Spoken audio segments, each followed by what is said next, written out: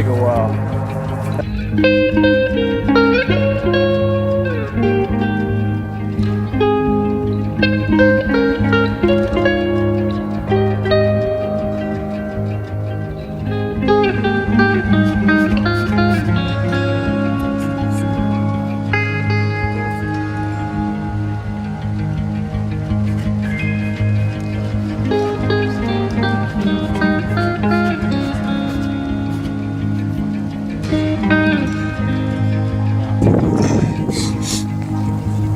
And this is how you come down.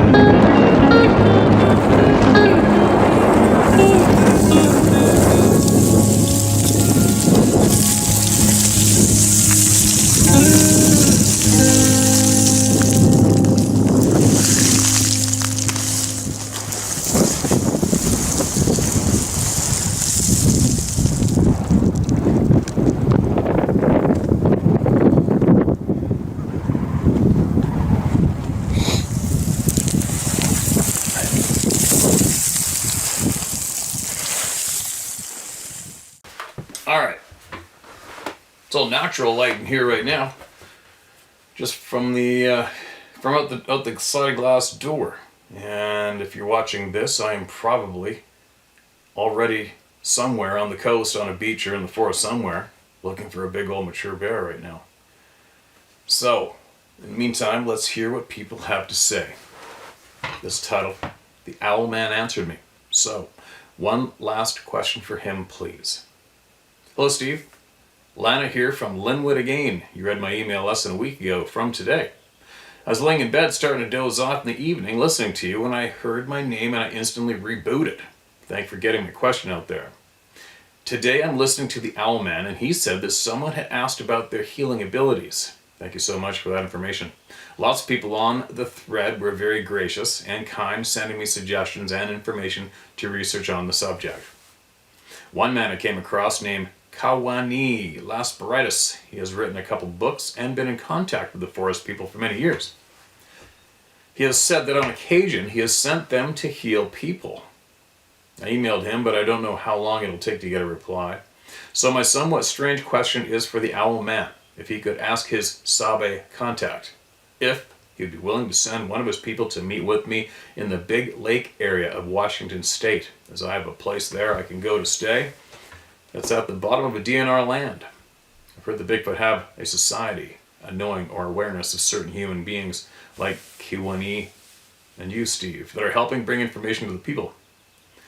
They have ways of using their telepathy, I guess, kind of like a telephone to other Sabe in different areas. So I was wondering if you, Steve, would ask Owlman to ask his friend about me, Lana, specifically. I'm not ashamed to ask and have good intentions and not mean to use them. There are many people that have fruitful, beneficial relationships with these forest people, if both parties are willing and kind. Thanks, Steve, for broadcasting this for me. P.S. A funny note for you, Steve. I recommended your channel to a friend of mine. I'll call her Anne. She's a very smart network analysis body worker / chiropractor. She hasn't quite arrived that these things are real to her yet, but she did start listening to your channel, and she definitely took a liking to you immediately as a person, and said you bring a comforting and protector type energy. So, compliments to you. At the bottom is a note just for you. Alright, sorry, slight interruption there. A friend of mine came over with a whole pile of firewood for me from his work. It's really very cool. My buddy's got trophyhuntersportfishing.com.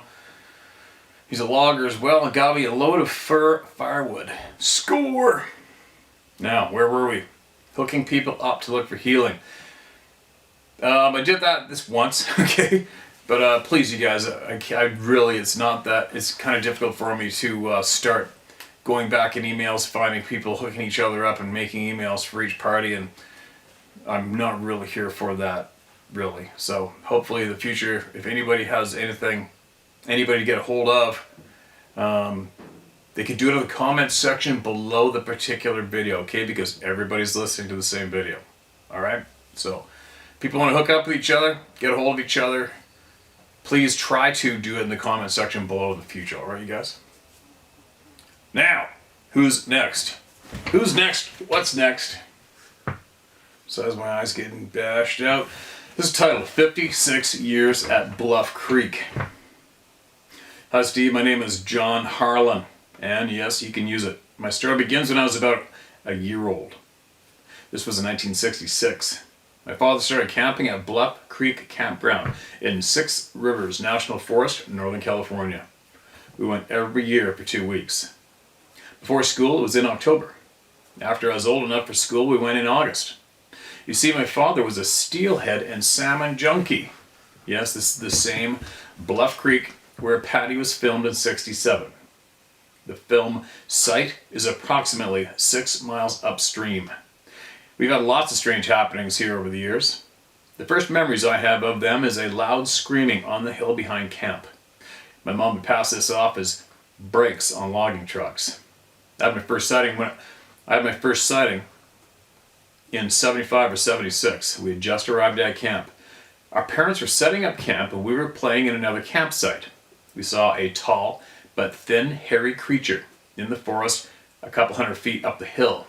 This is a very heavily forested area.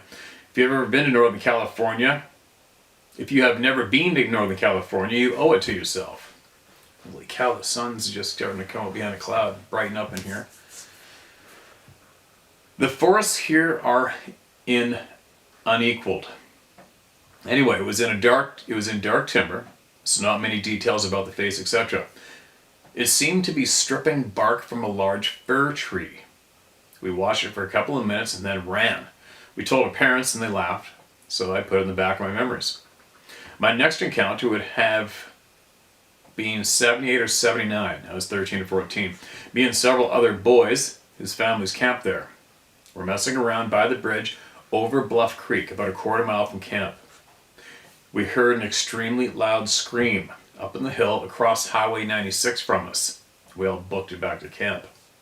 My next encounter came in the Kaweah River drainage in 1991. This is in Central California foothills to the Sierra Nevadas.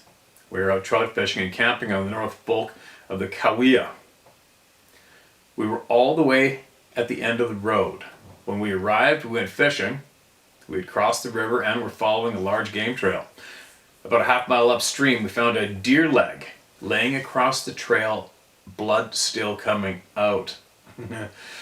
That would be creepy. I remember telling myself it must have been a cougar. I've since learned that cats don't do this. Nothing does that. Nothing. No other issues on that trip. We camped and spent the night without any other stuff happening. I don't remember feeling threatened. Fast forward to 2001.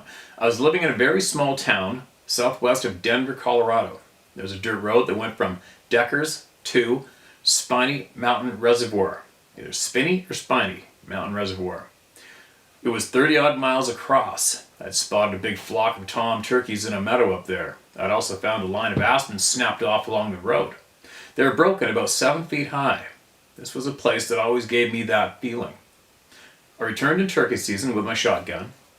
I was going to get my tom. I parked a half mile from the meadow and snuck down before daylight. I settled into some brush with a good view of the meadow. It wasn't long before I began to feel threatened.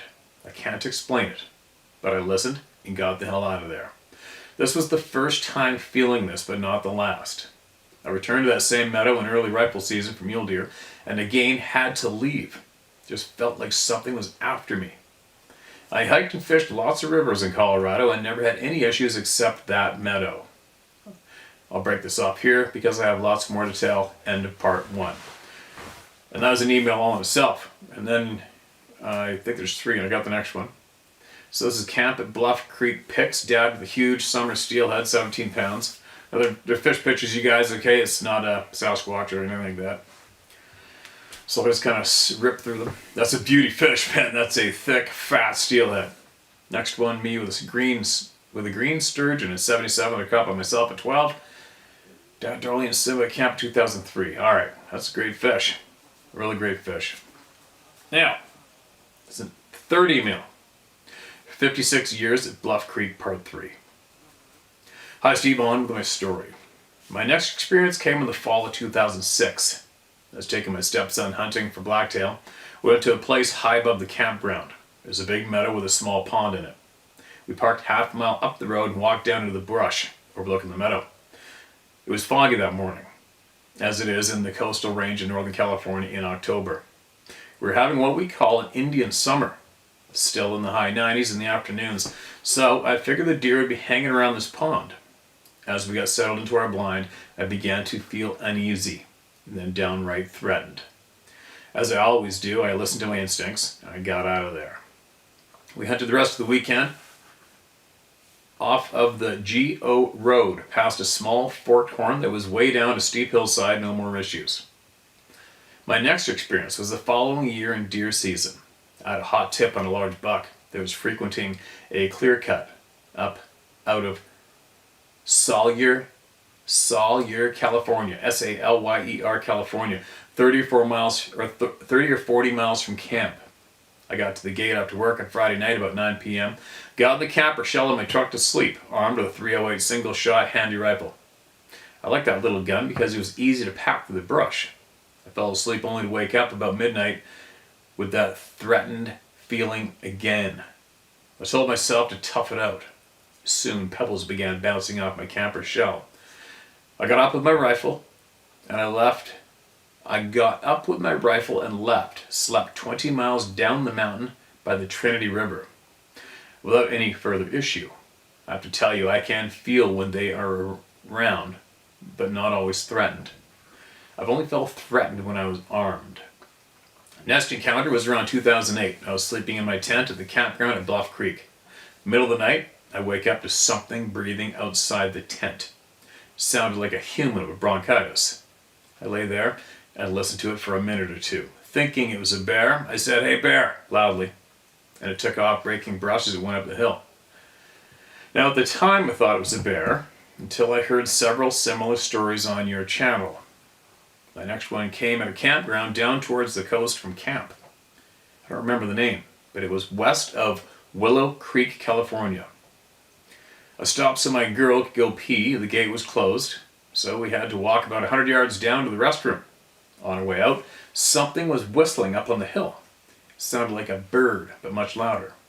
It continued to follow us back up to the road and our car. Never felt any threat though. Would have brushed this off as wired had I not heard lots of similar stories here. Forward 2012. I'm now living back in Central California, Bakersfield. I go up to Greenhorn Mountain with a friend from work for the last weekend of deer season. I hunt with a bow during rifle, which is allowed in California. We see a few does, but no bucks. On Sunday, as we are packing up camp, most people already gone, the screaming starts now. I've heard this before, we both hear it. He immediately starts trying to say it's a mountain lion, but I know better. Too long, too loud, too deep. End of part 2, more camp pictures. Dad in the 60s, the early 70s with a few steelies. Dad, Uncle Richard, and Dave Zebo with some summer steelies. Me and my son Chris had my lab with a nice chrome Chinook at the mouth of Bluff Creek. And a beautiful fall buck steelies also at the mouth of the bluff. Alright, he's kind enough to offer up a bunch of fishing pictures. Pretty cool. That's a beauty steelhead right there. But that's it. Now, did I miss one? Did I miss one? I think that was it, wasn't it? Because I saw the part 1 and part 2 in my inbox, and I did a search, and then I found a third one in 2 different emails. One was in Tell My Story, the other 2 were in Share My Story. Luckily. I don't see any other ones, so if I did miss out, then sure, man.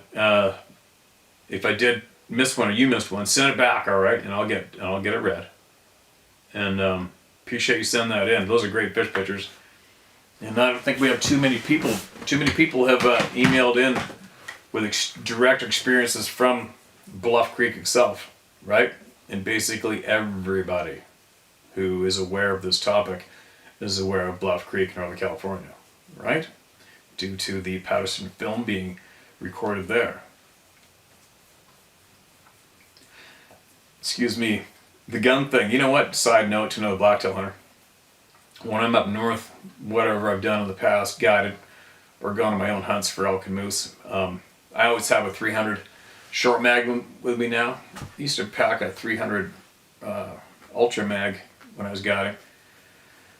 300 Win mag, I kind of left that in the in the gun case for quite some time now. The 300 short magnum seems to be my favorite. Everything's bitted with that rifle. But anyways, what I'm getting at is the blacktail hunting when I get back down here. I just pack a little Remington Woodstock blued barrel 243. It's like packing around a freaking pellet gun. It's great. And that's what I use for my blacktail gun. Same reason. It's just like packing a toy gun, right? And it's more than enough rifle for a deer. Anyway, if I did miss one or you missed one, make sure you email us back, alright, man? Appreciate hearing from you for sure. And welcome to the Club of No Return. Sounds like you've been in it for a long time. Yeah, what do we got here? This is titled Red now. Thanks for the answers I've heard on your page. Thank you for your page and the answers to many of my questions. I became interested in forest people since the movie The Abominable Snowman came out in the mid-50s. Back then, getting honest information was hard to come by. You had to take everything with a grain of salt. I wonder how many people actually spoke of these beings in the 50s. Next, my grandfather on my mother's side was half Mingo, an outcast clan of the Iraqi nation. This man would tell me he was going to give me to the boogeyman. One day I saw some men picking up the garbage and asked him if they were the boogeyman. That was when he told me that the boogeyman lived in the woods and he would take little boys like me after dark. Next, I took my wife, who has passed a short time ago, to a place called Fort Necessity in the Laurel Highlands in southwestern Pennsylvania. She was born a short drive from there, but was never there. She had an experience with a skunk a while back while camping in Florida. The other campers said she was dreaming. The next morning, after seeing the claw marks on the top of her tent, they didn't disbelieve her anymore. Okay, so I'm guessing you meant skunk ape, not skunk. Well, as we were going to see Fort Necessity, the visitors center was closed because it was close to dark. I said we could walk to the fort through the woods. When we were about halfway to the fort, we heard 3 tree knocks, at which time we didn't know whether to continue or leave. We made it to the fort, didn't hear anything more. My grandfather, the Mingo, said his great-grandfather was there with George Washington during the French and Indian War. Of course he was on French leave during this event. End of email, just like that. Alright, man. Did you cut it short? It sounds like it. Either way, thanks for the email. And it sounds like you cut it short, so send another one, alright? And title it Part 2 or something. Okay, man? Now, what else do we got? Alright, here we go. What's this one? Mark, this is red. This is red. Club of No Return, and it's totally fine to share my name in your video. Hello there, Steve. My name is Mark Angers. And you can say it as you read it. No one produces RT. Nope, no one pronounces it right the first time they read it, so it's fine, lol. It's NJ, essentially the N, like in French. Oh, Mark NJ. Gotcha. Well, okay, whatever. Anyways, moving along. I mainly want to start off with thanking you for the place you're providing to be able to have the discussion like rational adults. I also want to thank everyone sharing their stories about the Sabe. It's S-A-B-E, my man. I remember one of the emails you read about the First Nations superheroes. They mentioned it, but for some reason can't remember the spelling. So it will vary more than likely as I type this little novel out. It's S-A-B-E is what the natives' name for these people is. Sorry. And I choose to use it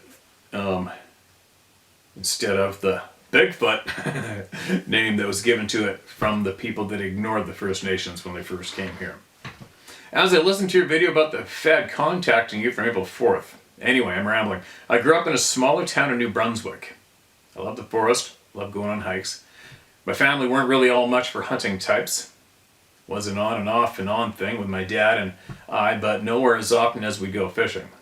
This is the best thing about the boat Hearst, in all honesty, was how easily accessible it is to get to somewhat remote areas in the forest. Great swimming areas, since Bathurst has three major rivers that we'd frequent to fish or go swim at some of the spots along the rivers. Nipisiguit, Middle, and Tetagouche River. Each one of them had very unique areas, all perfect locations for the Sabe for sure. The Nipisiguit was within a good 10-minute bike ride from my parents' house. There's a decent forest near my parents' house, was fairly close, so I spent a lot of my childhood in the woods. We had a few bears near there, not extremely close to the neighborhood, but mind you, but we had deer all over the place there. Back then I believed as a kid, but knew nothing at all back then, because my only exposure to the subject back then was from documentaries that may cover it, but turn around and call it fake at the end, mainly to keep us in the dark for sure. So when this happened, my friend and I had zero clue whatsoever was going on. It's only now knowing what I've learned here and doing my path to gain knowledge. Haha, celebrity biologist. That's the one I'm watching right now while I'm typing this and laughing pretty hard with you. I view the BFRO the same way. Total effing jokes. Anyway, back to the topic. During the summer of 2002, I'd spent a weekend at my friend's place for a weekend. He also lives along the Nipisiguit River. I know, my pronunciation sucks ass sometimes, you guys. I know, trust me. Near the Pabonneau First Nations Reserve. Probably about a 7-minute walk from the river itself, where his parents and grandparents had 2 camps there on their land along the river. Beautiful area. Slow rapids, fairly safe spot, if you're not totally stupid about it. We've been going here during my entire childhood. Teen years and early adult life until I moved out of Bathurst in 2005. A lot of the city's buildings were built by the rocks that they blasted in this area to be able to run logs through to the paper mill. So this area had a lot of hidden logs that could cause dangerous situations. Thankfully, this has never happened while we were there. Ever. But it was a possibility because this place history back in the day. So we know this area. My friend's family obviously know it a lot better because they live there, but I know it well. Never had we had anything strange happen till that one night, which I believe it was a traveler and not a local. Or if it was a local, we disturbed his hunt while we decided to walk down the trail to go to the river for a late night swim. Now knowing what I know, from what I've learned here on the channel, behind my friend's house, we'll call him John, since I won't share his name, in his backyard, there's a bit of a hill. The woods between his house and the river were only like 10 yards away from the house. Had a little clearing cut so we could snowboard there in the winter when we couldn't go up to the actual hills. At the bottom of that clearing was the trail to get to the main road that goes down to his grandparents' camp. Might be a 7-8 minute walk to get to the road from the trail. We're probably halfway through the trail. I noticed first that his dog started getting weird. His dog was usually totally chill and very obedient, so she was not very far away from us. But when I noticed her get weird and seem a bit on edge, I started feeling this weird feeling of dread, and there was this noise, like energy interference. We started weird buzzing hum, and the hairs on my neck go the F up. So I tell him, yeah, F it, let's go back to the tent trailer. And we then barely got to the bottom of the clearing and the forest effing shook. Couldn't see anything, nothing at all. But a chunk of forest shook as if something big was shaking 2 trees and all the roots around it were moving the bushes. I'm pretty sure I ran faster than the effing dog back up the hill. My buddy was not very far behind me, and back in the trailer we went, since that's where we were sleeping that night. We both slept on the far side of the trailer that was closer to the house. Neither of us were comfortable on the forest side of the trailer. Felt like whatever it was that shook the trees was still nearby. And like I said, back then Bigfoot was not on the mind. It's only from when I started really looking into this in the last 10 years that I figured out what happened.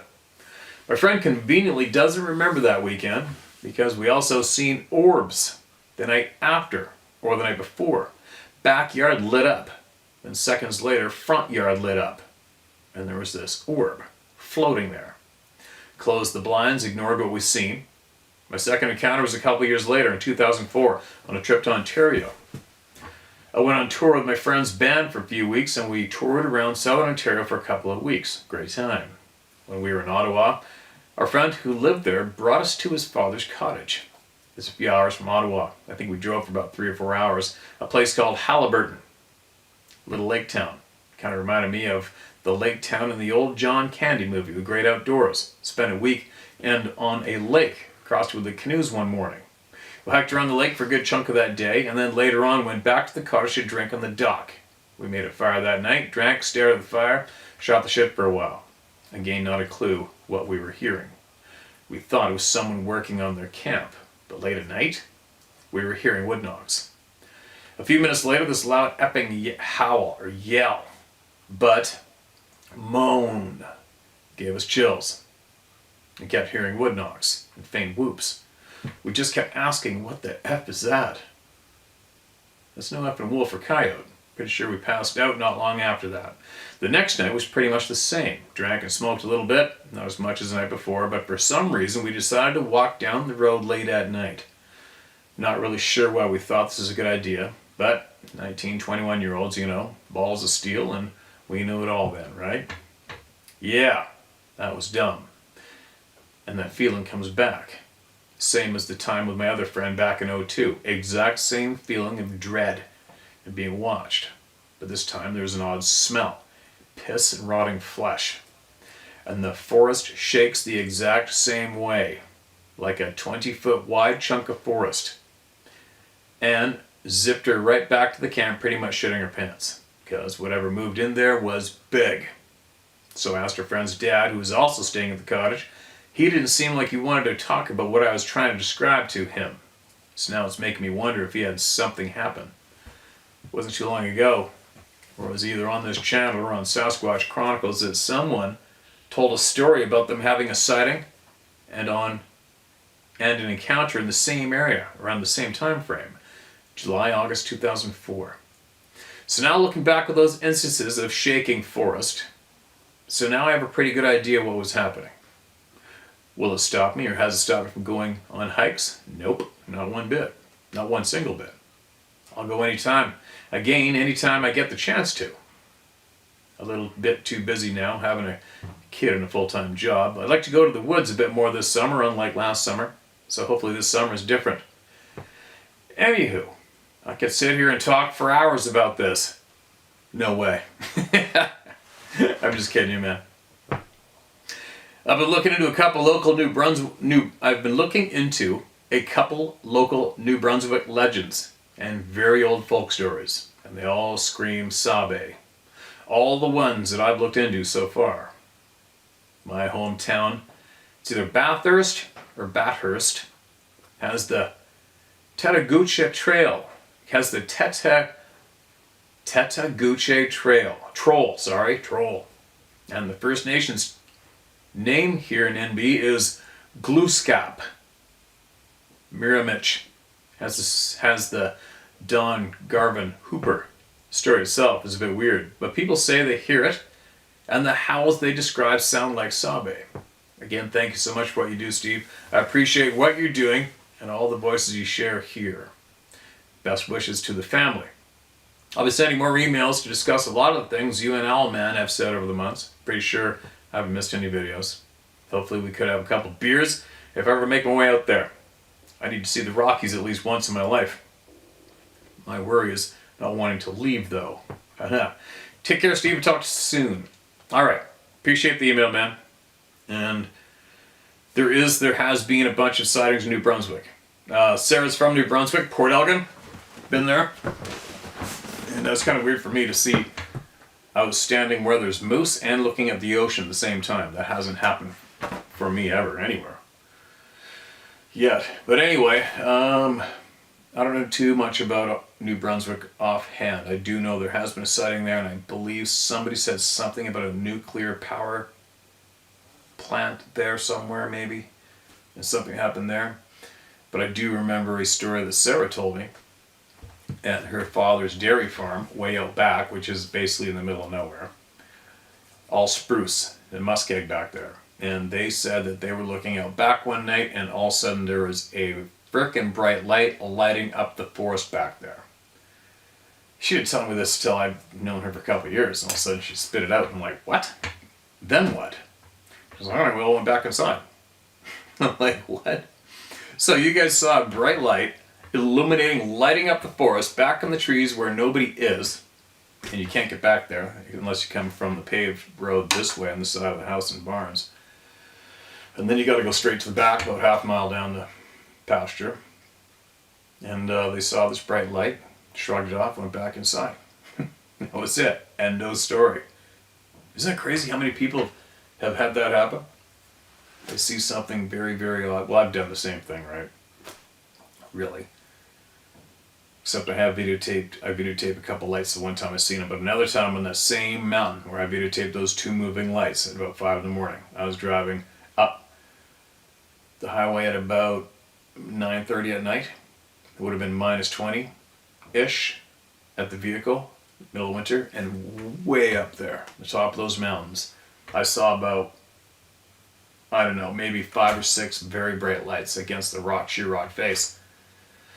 We were looking up there and I'm thinking, oh, well, there must be a bunch of mountaineers up there practicing their overnight sleeping shit or something on the rock faces hanging by ropes. I don't know. Kept driving. What a dumbass, right? What an absolute idiot. And I should have stopped and videotaped that, because if it was minus 20 or so down the highway, how frickin' cold was it up in the top of the mountains? And who in their right mind would even be doing those potential exercises that time of year? Hey, let's go to the top of the coastal mountains and rappel off or climb the mountains or let ourselves down and hang by ropes at about 10 o'clock, 9:30 at night when it's probably minus 35 or 40 up there. Said nobody ever. Right? And I kept driving. Anyway. Alright, here we go. What else do we got? Who else do we got? Come on. It's not letting me. Seriously? Sorry guys, give me 1 second. If I don't mark it as red, you know what's going to happen.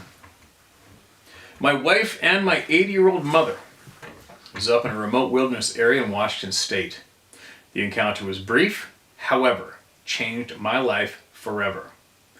I worked for the state as a DNR warden, and I patrolled this remote area for 22 years and never encountered anything like this, and I already read it, and that's what happens when you don't mark it as red.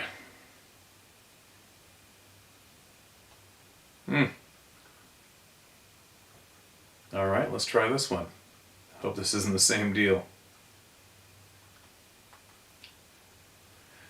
I live in Colton, Oregon, about 30 years now, and used to hunt quite often here. Every time I go into the mountains, weird things would happen. Never gave Sasquatch a second thought in those days, so I would always attribute such things to what I did know, or to that was weird file. I've had pine cones thrown at me, squirrels, so I thought, 40-pound boulder thrown 40 yards out of a forest into the Molalla River when I was fishing. Roars and screams at 3:15 a.m. behind the house during full moons. Whoops. Chest beating. Bipedal heavy steps coming up behind my tree stand in the dark morning, but could never ever hear it leave. Sticks beating trees on 3 occasions. Then one day after a new snow, I found barefoot tracks at about 2,500 feet crossing the road. I had to jump from one track to the next. In about 96, I had an animal trace my scent down a mountain behind me for a couple hundred yards, making all kinds of noise. As it came to the forest line at 20 yards, it stopped and stared at me for a couple minutes. When it seemed to comprehend what I was with my bow aimed at his chest, he started weaving side to side nervously. It was about 7 feet tall, with 3-foot wide shoulders. It backed up slowly and traces its steps back up the mountain. also had one walk within 30 yards of my father's front porch. It looked at us, grunted, and just walked across the street and into the forest. After my sighting, it seemed to know where I lived, in the same mountains I hunt. It occasionally slaps the house, slapped the hood of my car, thanks for the dent, and occasionally stands near the front door and stinks up the place for 2 days. Not in a menacing way. I feel it's just saying, still here. Anyway, there's more. That texting makes my hands go numb. Thank you for what you do. There is more to them than just being an animal, because things have happened that I prefer not to mention. Way past weird. Rich. Okay, Rich, you've possibly been here long enough. You've possibly been here long enough that you should have the encouragement to let her rip with what you know, because everybody does here. And so far, it seems to be quite painless for all the people who have shared here, and on average, it's been a good thing for each person after they've shared. So maybe, if you could you share with us what you have seen, witnessed, or learned? Please. And because it will possibly help somebody. If it doesn't help one, it might even help numerous people, you never know. But all it can do is help people here. It doesn't harm anyone. It won't harm anyone. It won't harm the person who's sharing. Anyway, that's my motivational plea, to share more if you can one day. If you feel like it, we're here. We're here waiting. Appreciate it. Appreciate the share, man. So many freaking people. So many people.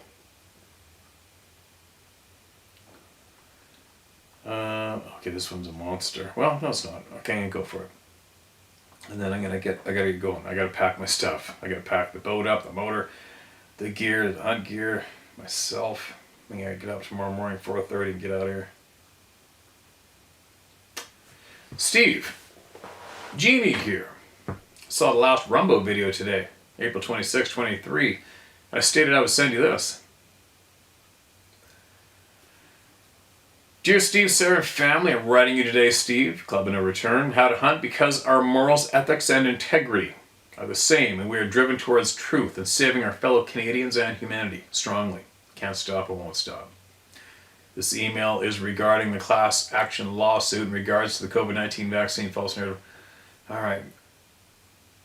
We're going to have to save that for the other channel, unfortunately.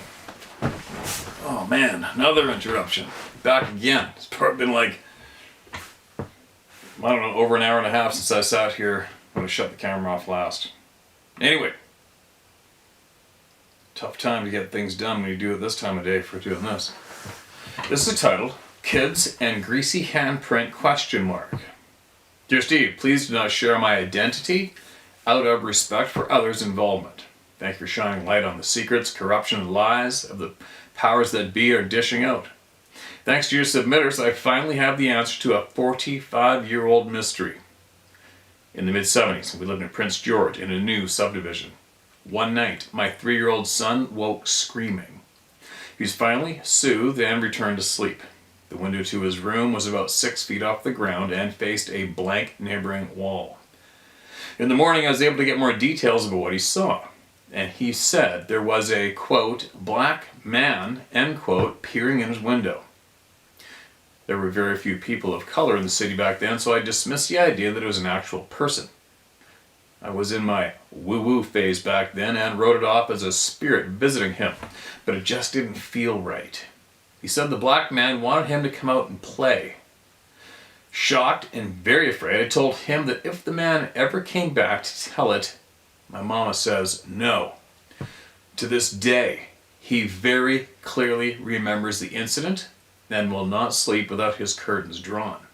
And yes, he has had strange occurrences in the woods, but not keen to speak about them, so I've encouraged him to check out this channel. 10 years ago in southeastern BC, I'd driven several kilometers up a logging road to wait for my partner to fish his way up a creek to me. The pull-offs were very few, so it resulted in driving farther than I really wanted to. Nature was really calling to my bladder by the time I came upon the most beautifully serene moss-covered spot, shaded by huge cedars to wait.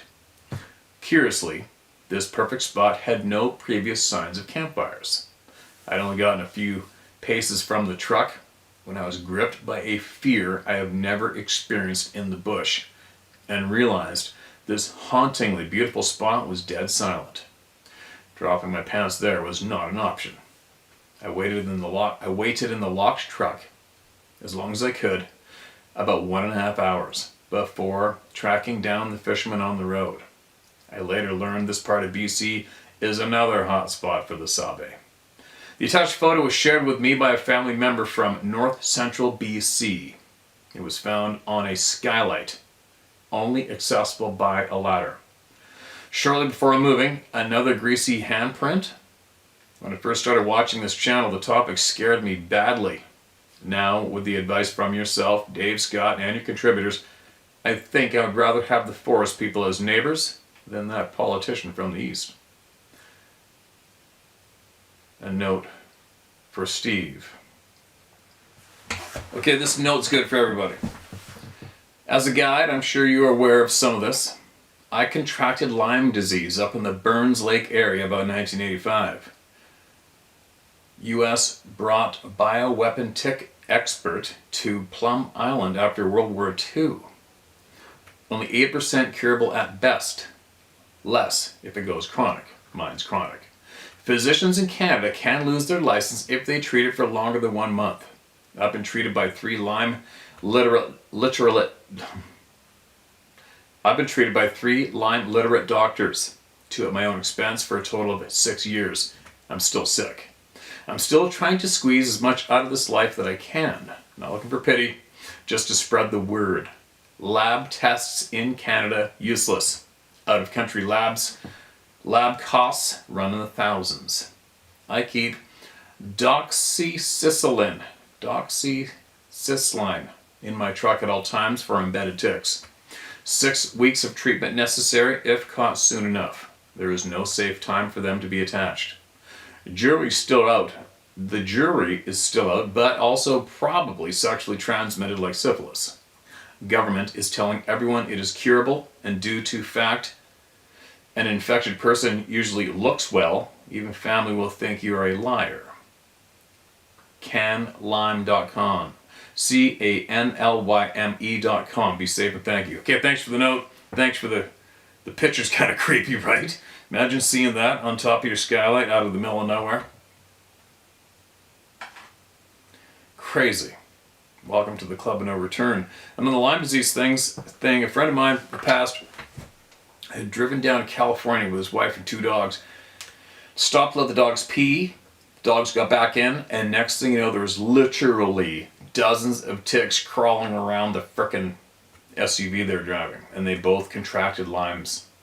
And I don't remember all the intimate details, but he did say that in Canada, that they basically don't even acknowledge it in Canada. So you're SOL in Canada. But in the States, they have obviously better treatment there. But I do recall, like, he couldn't sleep for the longest time. We're talking months and months and months, never had a good night's sleep ever. It was pretty crazy to watch the stress and the effects of that. But then he was finally found some sort of treatment. But I remember he had to go in to a health clinic in Squamish, British Columbia, and was doing intravenous work. I forgot how often it was. Every couple of weeks, once a week, once a month, don't remember. But I do know that there was people there in Squamish, some healing place, natural path possibly, that were on it and made a huge difference for it. Maybe Sarah used to go to the same place for something else, but knew the place.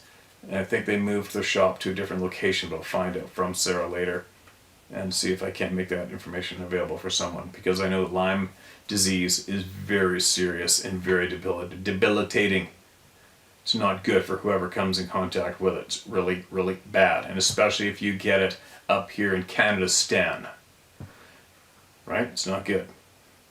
Anyway, thanks for the email. Appreciate you, what you shared. And you come across more, make sure you share more, alright?